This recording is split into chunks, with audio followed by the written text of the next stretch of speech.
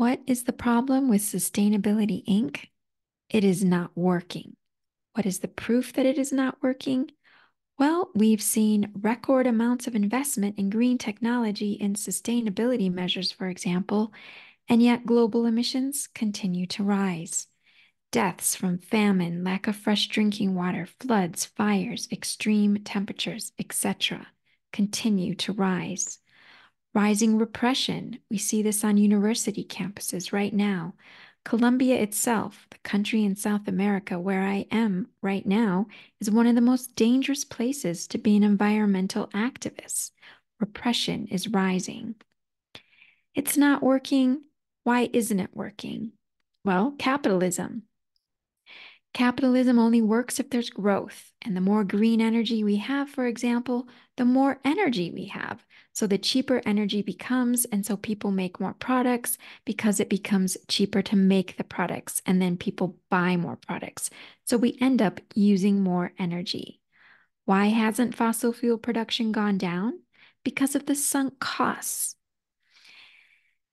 They have invested all this money in the infrastructure, the oil rigs, etc., the refining, and they don't want to lose that. They need to get a return on their investment.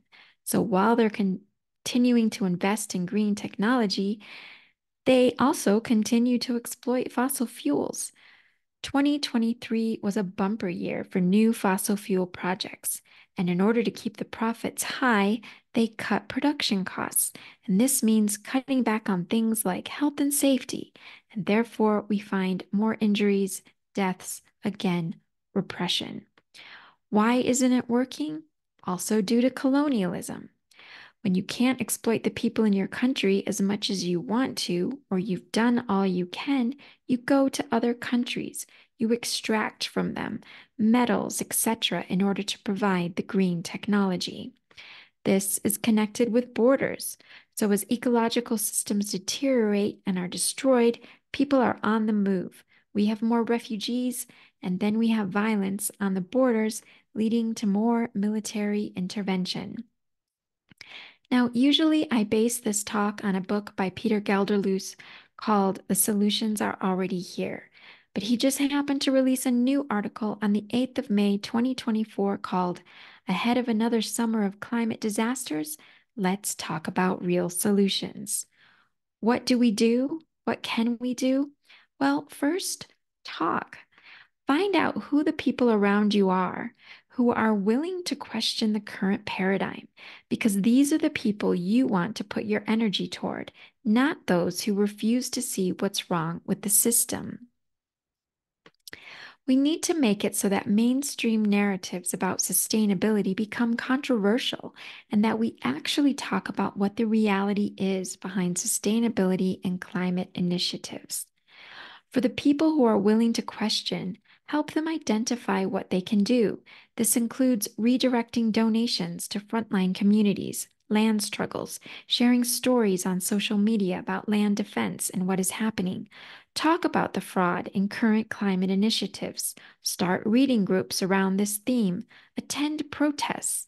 Support local initiatives that are trying to get needs met. Clothing banks, harm reduction, and food initiatives. Grow food locally, do guerrilla gardening, all of those things. We can support people in identifying what will make a difference locally and around the world. What do? We get honest about what the world is like right now. The extinction levels are through the roof. We know that net zero is a fraud in itself. We know that even if a country was able to reach net zero, they would be doing so at the sacrifice of indigenous peoples, lands, ecologies, etc. We know the suffering that is happening right now. Look at the floods in Kenya, the floods in Brazil, the extreme weather temperatures. Wildfire season is coming for the Northern Hemisphere. The suffering is happening now, so we have to be honest about it. We need to be honest about how all living communities would be better off if we were to abolish the institutions that are oppressing us. What do? We get started. This means learning about struggles around the world, learning from them, being inspired by them. Understanding that the beauty and the joy of working together on keeping each other as safe as possible is just as important as the victories, and it's not all about a big victory. What do we need to do? We need to dig in. We need to figure out locally where we live, how our local ecologies are going to meet our needs. How are we going to get clean water? How are we going to get nutrition that we need locally? Energy, healthcare. What do? We must dream big because we have absolutely no idea what is possible. So we shouldn't shut off any kind of possibility.